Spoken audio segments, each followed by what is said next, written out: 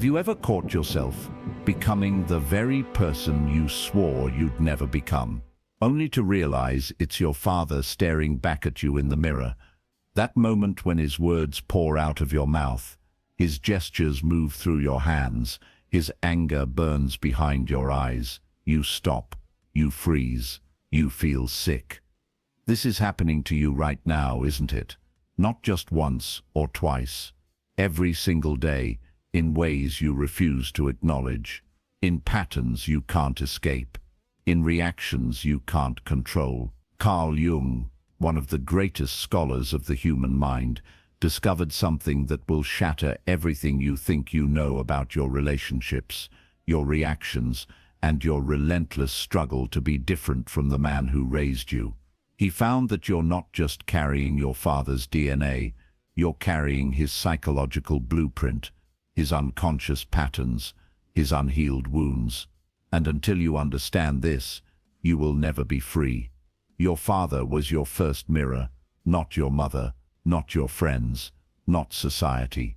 Him, that man who held you when you were small, or who should have held you, who taught you what strength looked like, or what weakness felt like, who showed you how a man handles anger, or how a man runs from it, who demonstrated love through presence, or love through absence.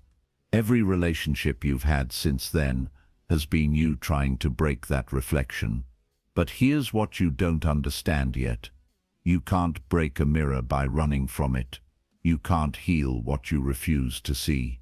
You can't become whole by denying the parts of yourself that feel too familiar, too frightening, too much like him. The truth is, every person who triggers you is showing you something about your father that you've refused to acknowledge, that boss who makes you feel small. He's activating the part of you that felt powerless under your father's judgment, that partner who withdraws when you need them most.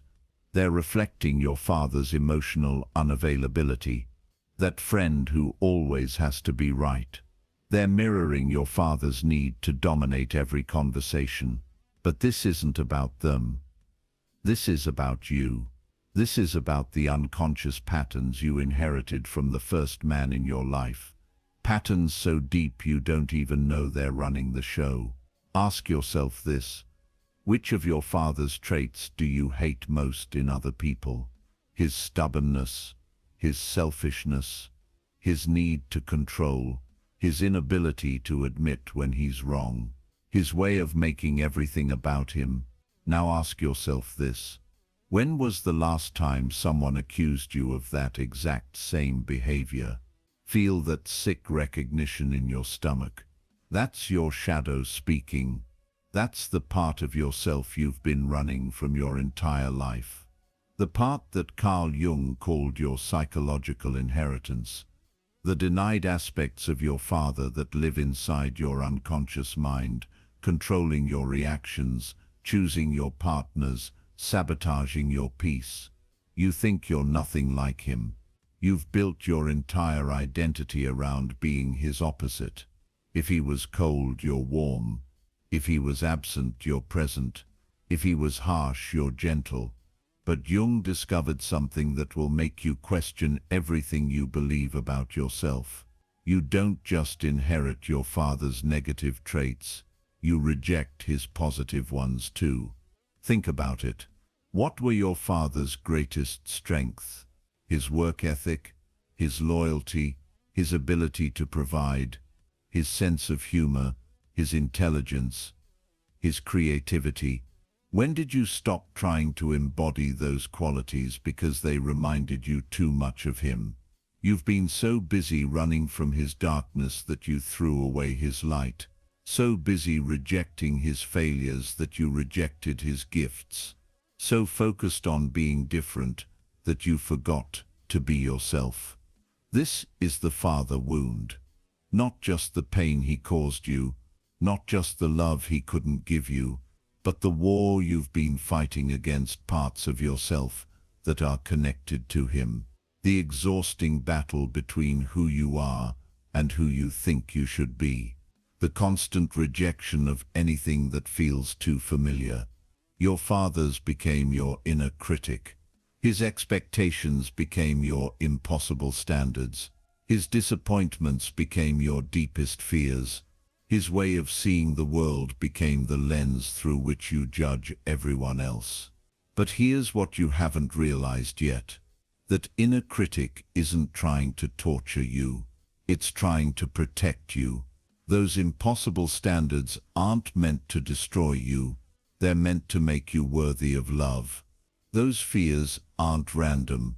They're your psyche's attempt to avoid the pain your father experienced or caused. The problem is, you can't heal what you're constantly running from. You can't integrate what you refuse to acknowledge. You can't become whole by rejecting pieces of yourself. Every time you see your father's traits in someone else and react with disgust, you're strengthening the prison that holds those same traits in your unconscious. Every time you swear you'll never be like him, you give more power to the very patterns you're trying to escape. Every time you hate what he was, you hate what you are, because you are like him. Not in every way, not in the ways that hurt you, but in ways that are neutral, in ways that are powerful, in ways that could serve you if you stopped being afraid of them. You have his hands, maybe his eyes, probably his laugh, definitely some of his thoughts. Parts of his personality live in your cells, in your reflexes, in your automatic responses to stress. This terrifies you. I know it does, because acknowledging this feels like betraying yourself, like giving up your hard-won independence, like admitting that all your efforts to be different were pointless.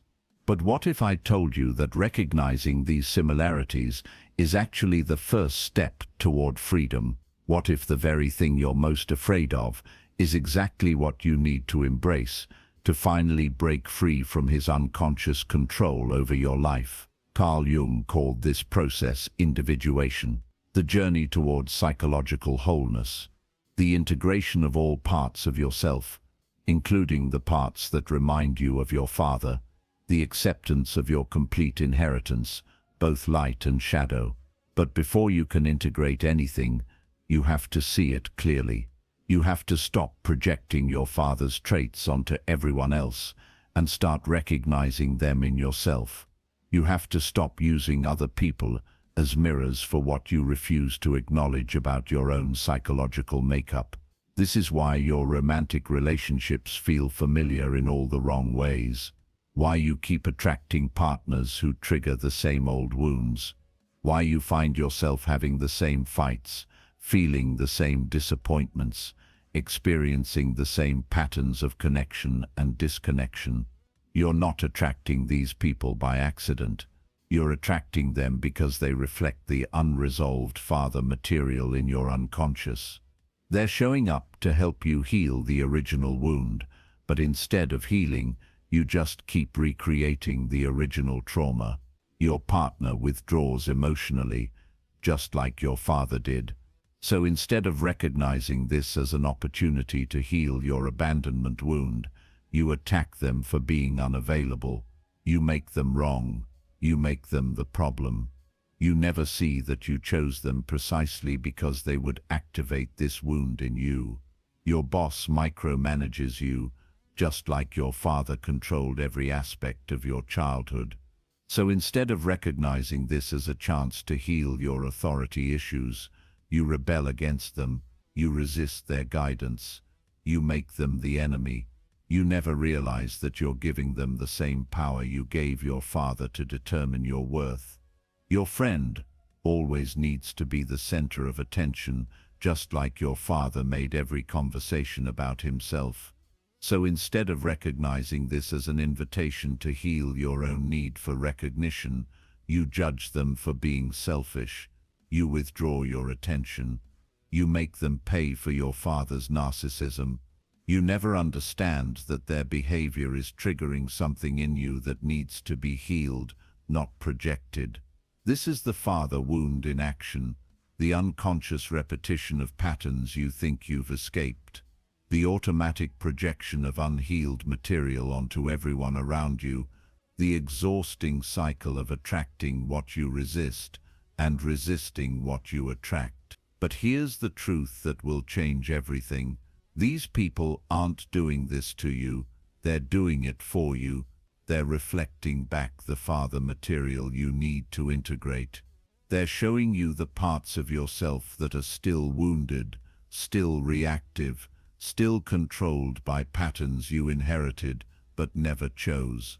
The moment you stop making them wrong and start asking what they're showing you about yourself, everything shifts.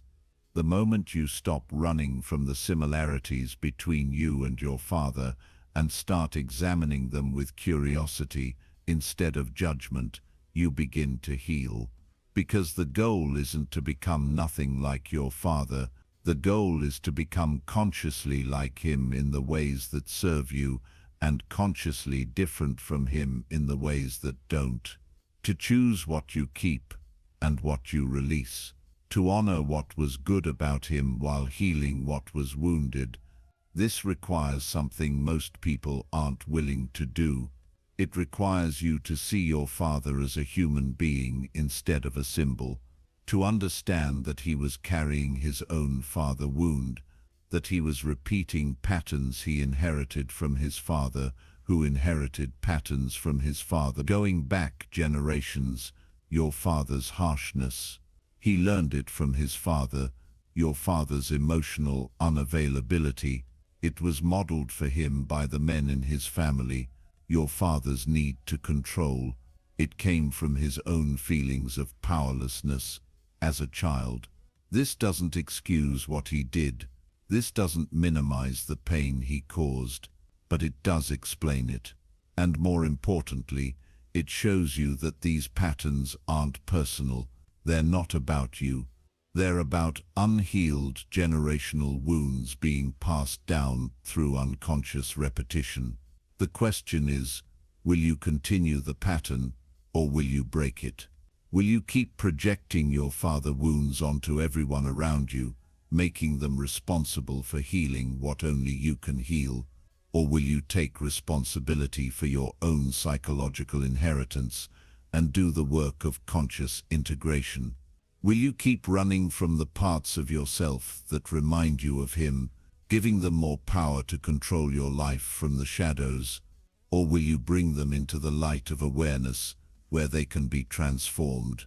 The choice is yours. But understand this, as long as you're unconscious of these patterns, they will run your life. As long as you're projecting your father material onto others, you will never experience authentic relationship. As long as you're rejecting parts of yourself because they feel too familiar, you will never know wholeness. Your father gave you more than you realize. Not just wounds to heal, but gifts to claim. Not just patterns to break, but strengths to embrace. Not just pain to process, but wisdom to integrate. But you can't access any of this while you're still at war with his memory, while you're still trying to prove that you're nothing like him, while you're still giving him the power to determine what parts of yourself are acceptable and what parts need to be rejected. The truth is, you will never heal until you understand this about your father. He was your first teacher in what it means to be human. He showed you both the potential and the pitfalls of being a person in this world. He gave you a template for how to handle power, how to express emotion, how to deal with conflict, how to show love. That template is still running in your unconscious. It's still influencing your choices, your reactions, your relationships. It will continue to run until you bring it into conscious awareness and decide what serves you and what doesn't. This is shadow work. This is integration.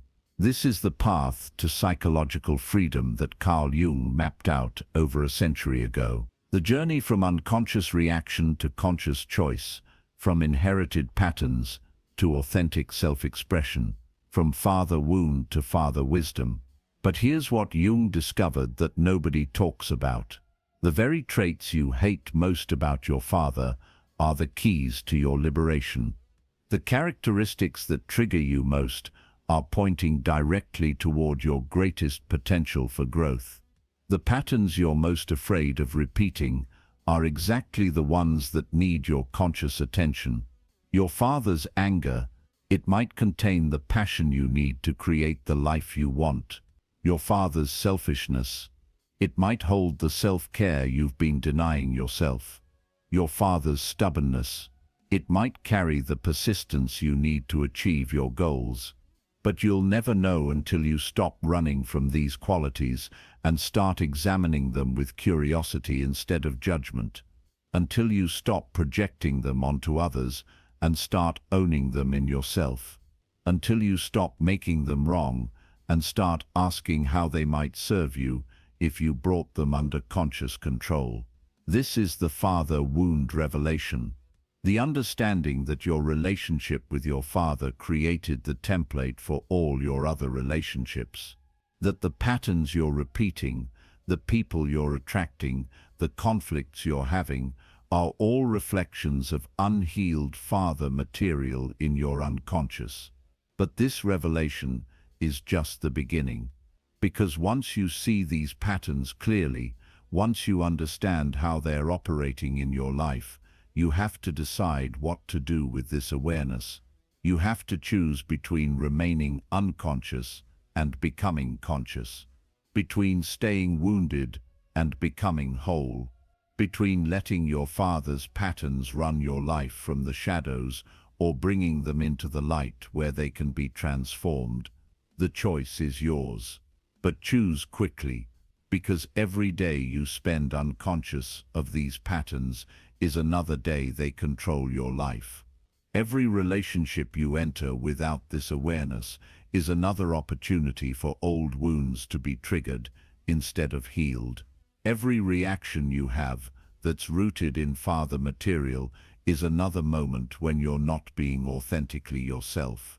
You came here because something inside you knows it's time to break free. Time to stop repeating patterns you didn't choose. Time to stop being controlled by wounds you didn't create.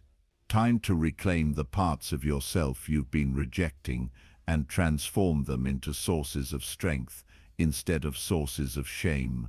The path forward requires courage. The courage to see your father clearly, without the distortion of childhood pain or adult resentment. The courage to see yourself clearly, including the parts that remind you of him. The courage to feel the pain of what you didn't receive, while also acknowledging what you did receive. This is where most people turn back. This is where the healing stops and the patterns continue. Because looking at your father with clear eyes means letting go of the story that's been protecting you. The story that he was all bad and you are all good. The story that you're nothing like him. The story that your problems are his fault and your healing is his responsibility. But what if letting go of that story is exactly what you need to set yourself free? The truth is, you can't heal what you won't acknowledge exists within you. And what exists within you right now, controlling your reactions, choosing your partners, sabotaging your peace, are the exact same traits you despise most about your father. His rage lives in you, his fear lives in you, his need to control, his way of shutting down, his pattern of making everything about himself, all of it lives in you. Not because you're weak, not because you failed to escape his influence, but because this is how the human psyche works. Carl Jung called this your shadow. The parts of yourself you've rejected so completely that they operate outside your conscious awareness, controlling your life from the darkness of your unconscious mind. Your father's shadow became part of your shadow. His denied traits became your denied traits. His unhealed wounds became the wounds you're most afraid of facing in yourself.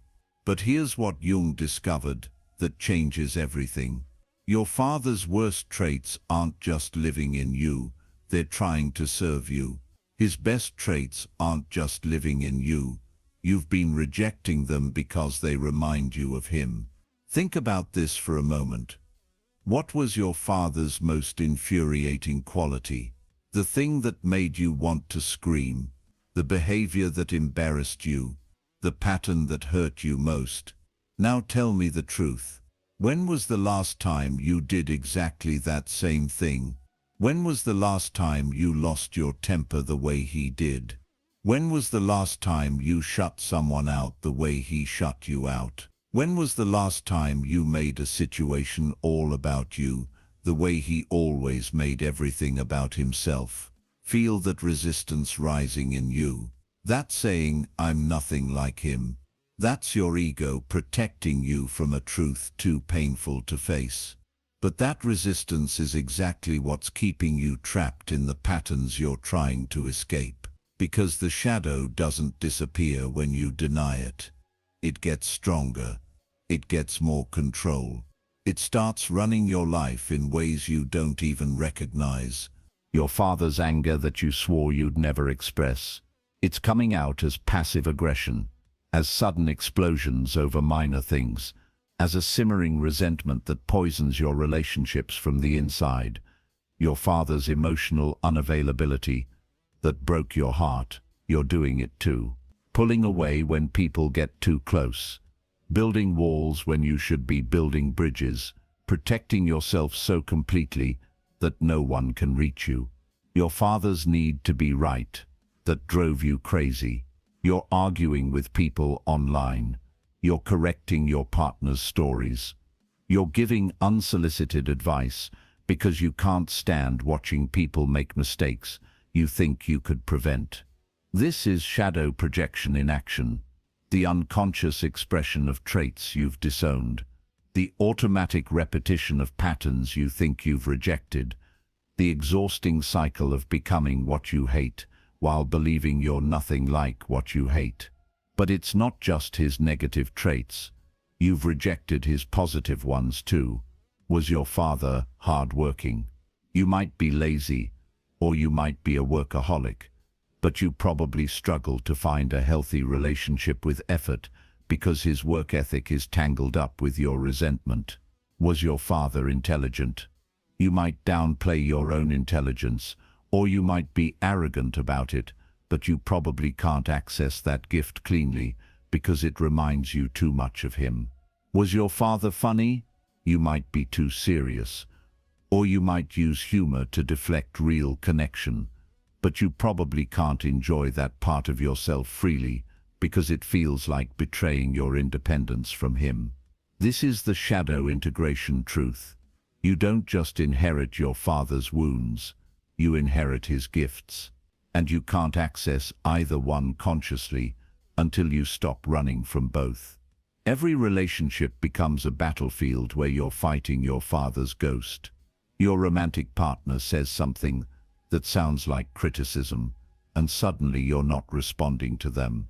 You're responding to your father's disapproval from 30 years ago. Your boss gives you feedback, and you're not hearing their words. You're hearing your father's telling you that you're not good enough.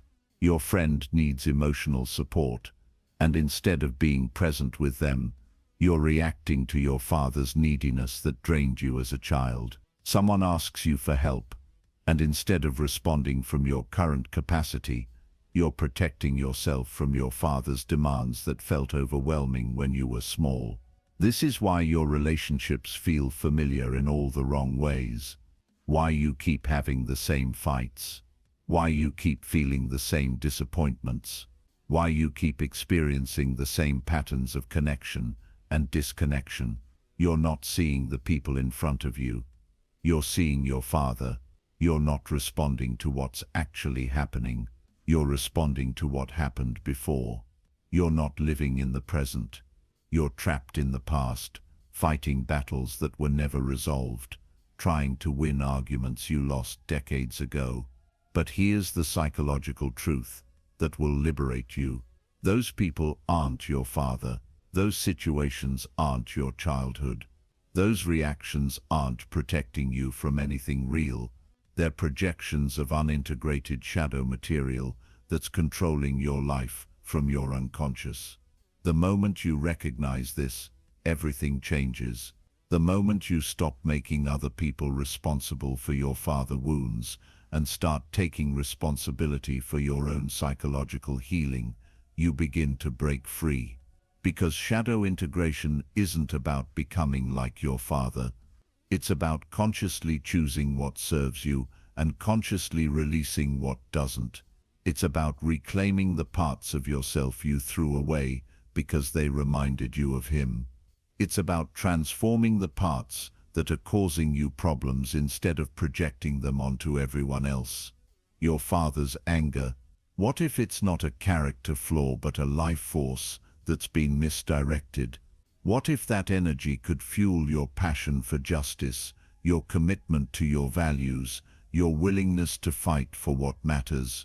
Your father's stubbornness. What if it's not a personality defect, but a determination that's been applied to the wrong things?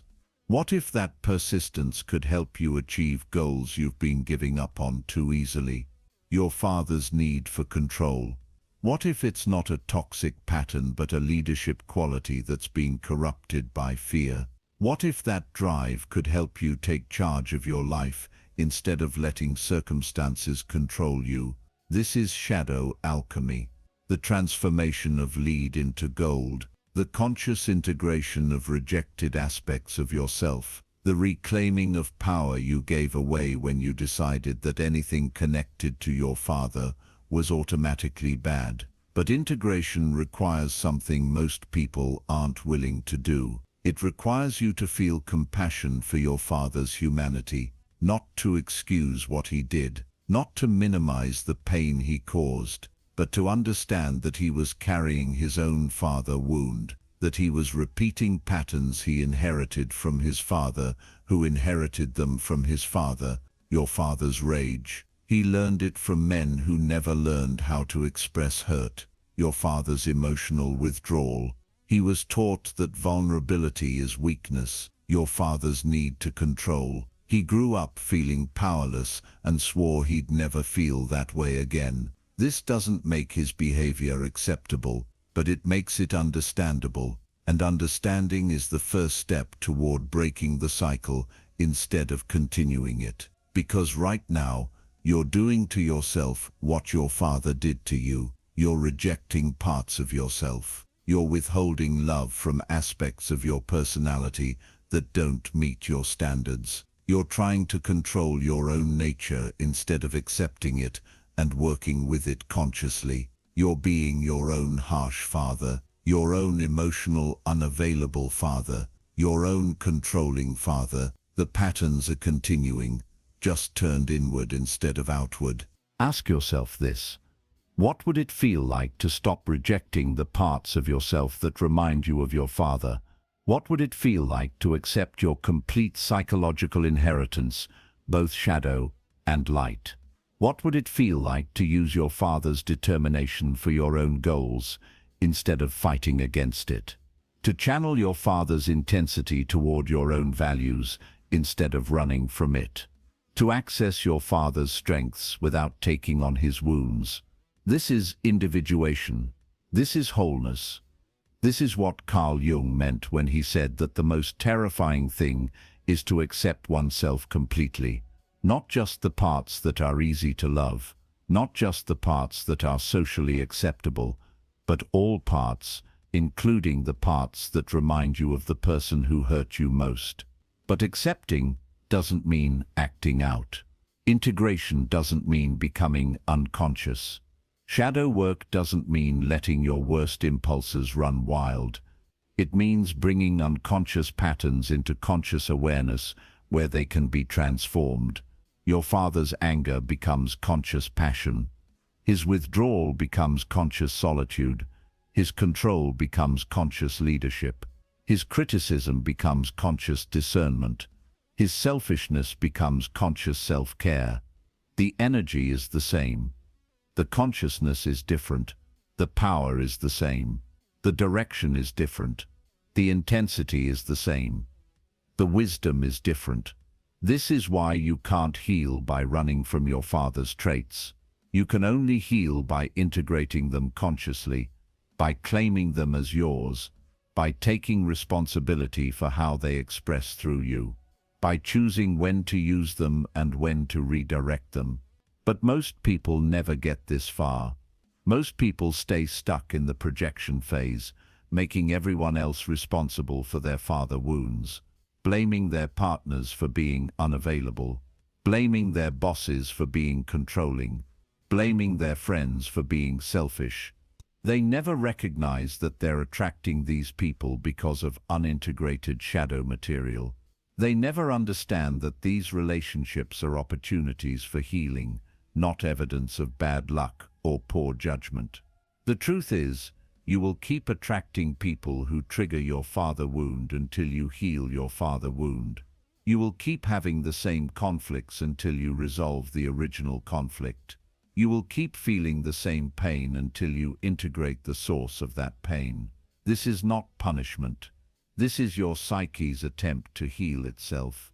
Your unconscious is constantly creating opportunities for you to face what needs to be faced, feel what needs to be felt, integrate what needs to be integrated. But instead of seeing these opportunities as gifts, you see them as problems. Instead of asking what these people are showing you about yourself, you ask how to avoid them. Instead of using these triggers as doorways to healing, you use them as evidence that other people are the problem. The moment you flip this script, everything changes. The moment you start seeing your triggers as teachers instead of torturers, you begin to heal. The moment you start owning your projections instead of defending them, you start to grow. That person who reminds you of your father isn't there to hurt you. They're there to show you where you're still wounded. They're there to activate the parts of yourself that need healing. They're there to give you another chance to choose consciousness over reactivity. Your romantic partner who withdraws emotionally, they're showing you where you withdraw emotionally. Your boss who needs to control everything, they're reflecting your own need to control. Your friend who makes everything about themselves, they're mirroring your own narcissistic tendencies. This isn't about blame. This isn't about shame. This is about recognition. This is about taking responsibility for your own psychological material so you can transform it instead of projecting it. Because projection doesn't heal anything. It just moves the problem around. It just gives other people the power to trigger you. It just keeps you trapped in reactive patterns that were formed in childhood. Integration heals everything. It brings the power back to you. It gives you conscious choice over your reactions. It transforms childhood wounds into adult wisdom. But integration requires courage. The courage to see yourself clearly. The courage to own your shadow. The courage to feel compassion for your father's humanity while still holding him accountable for his choices. Most people would rather stay angry. Anger feels powerful. Anger feels protective. Anger feels like it's keeping you safe from being hurt again. But anger is also keeping you trapped. Anger is also keeping you reactive. Anger is also keeping you from accessing the gifts that are tangled up with the wounds. The paradox of shadow work is that you have to feel love for what you hate in order to transform it. You have to accept what you've been rejecting in order to change it. You have to integrate what you've been disowning in order to heal it. This doesn't mean condoning your father's behavior. This doesn't mean pretending he didn't hurt you. This doesn't mean becoming exactly like him. This means recognizing that he was a wounded human being doing his best with the consciousness he had available. This means understanding that his wounds became your wounds, not because you're weak, but because this is how psychological inheritance works. And now you have a choice. You can continue carrying his wounds unconsciously, projecting them onto others, repeating the patterns you inherited, or you can bring them into conscious awareness, integrate them with wisdom, and transform them into sources of strength. You can keep being controlled by your father's shadow, or you can make his shadow conscious and use its energy for your own evolution. You can keep running from his traits, or you can claim them and direct them toward your highest good. The choice is yours. But understand this, as long as you're unconscious of your shadow, it will control your life. As long as you're projecting your father material onto others, you will never experience authentic relationship. As long as you're rejecting parts of yourself because they remind you of him, you will never know wholeness. Your father gave you everything you need to become whole. Not just the wounds to heal, but the strengths to claim. Not just the patterns to break, but the energy to transform.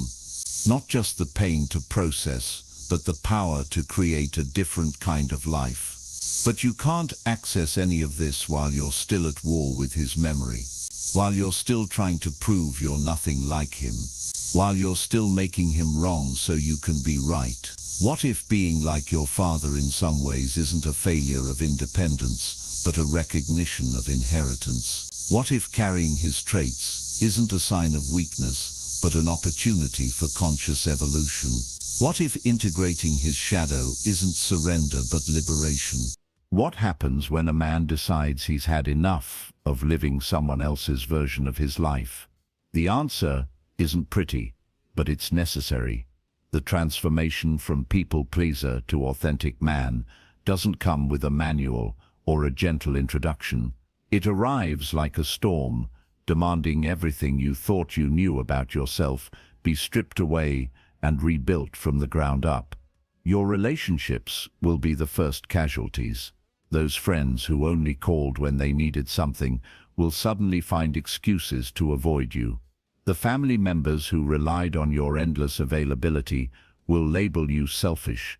Your romantic partner, who grew comfortable with your constant accommodation, will struggle to recognize this new version of you. This isn't cruelty on your part. It's clarity. You're no longer willing to be the supporting character in everyone else's story while neglecting your own. The guilt will hit you like a freight train. Every time you say no, every boundary you establish, every moment you choose your needs over their convenience, that familiar will whisper that you're being terrible, that has been your companion for so long. It feels like losing a friend. But that was never your friend. It was your prison guard, keeping you locked in a cell of endless obligation while the world moved forward without you. Your energy will shift first. Those Sunday evenings that once filled you with dread as you contemplated another week of saying yes to everything will transform into moments of anticipation. You'll wake up with purpose instead of anxiety. Your shoulders will feel lighter because you're no longer carrying everyone else's problems as if they were your own. Sleep will come easier when you're not lying awake, wondering how to fix situations that were never yours to fix. The people who truly matter will notice the change and respect it. Your real friends will appreciate that when you say yes, you mean it completely. They'll value your time more because they understand it's no longer unlimited. Your presence will carry weight because it's chosen, not obligated. These relationships will deepen in ways you never expected, built on mutual respect rather than one-sided accommodation. Your work life will undergo a complete revolution. That promotion you've been hoping for while working unpaid overtime will suddenly become achievable when you demonstrate your value through boundaries rather than burnout. Colleagues will stop dumping their responsibilities on you when they realize you're no longer the path of least resistance. Your boss will respect your opinion more when they see you're willing to stand behind it, even when it's unpopular. Money will flow differently into your life. When you stop giving away your time for free, you'll be amazed how much people are willing to pay for quality work delivered by someone who values themselves. Those side projects you abandoned because you were too busy helping everyone else will finally see completion. The business ideas that collected dust while you managed other people's crises will begin to take shape. Your physical health will reflect this internal shift. The constant stress of people-pleasing creates inflammation in your body that you've probably normalized as just part of life. Your digestion will improve when you're not swallowing your words along with your meals. Your posture will straighten as you stop shrinking yourself to make others comfortable. Exercise will become something you do for yourself rather than something you sacrifice for everyone else's schedule. The mirror will show you a different man, not because your features have changed, but because the person looking back will finally match the person you've always been inside. Your will carry confidence because you're speaking your truth, instead of echoing what others want to hear. Your handshake will be firmer because you know your worth. Your eye contact will be steady because you have nothing to hide or apologize for. Women will respond to you differently. Authentic confidence is magnetic in ways that desperate people-pleasing never could be. When you stop trying to earn approval through accommodation, you'll attract people who appreciate your genuine self. The quality of your romantic relationships will improve dramatically because you'll be offering partnership instead of servitude. Your decision-making will become swift and sure, without the constant need to consider how every choice affects everyone else's comfort. You'll trust your instincts. Those opportunities you missed while waiting for everyone's approval will no longer slip away. You'll act on your convictions rather than drowning them in committee. The criticism will come, and it will sting initially. People who benefited from your people-pleasing will not celebrate your transformation. They'll question your motives, challenge your changes, and attempt to guilt you back into your old patterns. Some will disappear entirely when they realize they can't manipulate you anymore. Let them go. Their departure creates space for people who will love and respect the real you. Your relationship with money will fundamentally change. You'll stop undercharging for your services or giving away your expertise for free. The belief that your worth is tied to how much you sacrifice will dissolve, replaced by the understanding that value comes from what you create, not what you surrender. Investment in yourself will become natural rather than selfish. Time will expand in your perception. When you're not constantly reacting to other people's urgencies, you'll rediscover what it means to be proactive with your hours. Those dreams you shelved because you were too busy being available for everyone else will resurface with renewed energy. You'll remember what you actually enjoy doing when you're not perpetually focused on what others need from you. Your conversations will shift from apologetic explanations to confident statements. You'll stop prefacing your opinions with disclaimers and your requests with apologies. The word sorry will leave your vocabulary unless you've actually done something wrong. Your communication will become direct and honest, shocking people who grew accustomed to your diplomatic evasions. The fear of disappointing others will gradually lose its power over you. You'll realize that someone else's disappointment is not your emergency. Their inability to handle your boundaries says more about their character than yours. You'll understand that maintaining your integrity is more important than maintaining their comfort. Your standards will rise across every area of life. The restaurants you settle for, the entertainment you consume, the conversations you engage in, everything will be filtered through the question of whether it adds value to your existence. Mediocrity will become unacceptable when you remember what excellence feels like. The transformation isn't complete until you reach the moment where someone asks you to compromise your boundaries and you don't even consider it. Their request bounces off you like water off glass. You're not angry or defensive. You're simply unmoved. This is when you know the people-pleasing version of yourself has truly died and the authentic man has taken permanent residence.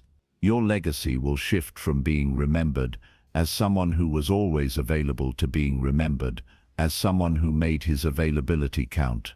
Instead of being the guy who said yes to everything and accomplished nothing significant, you'll become the man who said no to most things and said yes to the few that mattered. Your impact will be deeper because your energy was focused. The liberation doesn't end with your personal transformation. You'll become an example for other men trapped in the same cycle of people-pleasing. Without preaching or teaching, your very existence will show them what's possible. Some will resent you for holding up a mirror to their own compromises. Others will thank you for showing them the way out of their prison. Your relationship with yourself will become the foundation from which all other relationships grow. You'll enjoy your own company because you'll actually like the person you've become. Solitude will feel restorative rather than lonely because you'll be spending time with someone you respect. Your internal dialogue will shift from criticism to encouragement. The man who emerges from this transformation bears little resemblance to the people-pleaser who began the process. He walks differently, speaks differently, and most importantly, chooses differently. He's not cruel or selfish. He's simply no longer willing to set himself on fire to keep others warm. He understands that authenticity isn't about being liked by everyone. It's about being respected by the people who matter, including himself. This is your invitation to stop living as someone else's version of who you should be and start being who you actually are. The world doesn't need another people-pleaser. It needs men who know their worth, hold their boundaries, and contribute their authentic gifts. The transformation is waiting for you to choose it. The question is, are you ready to become the man you were meant to be before the world convinced you to be someone else?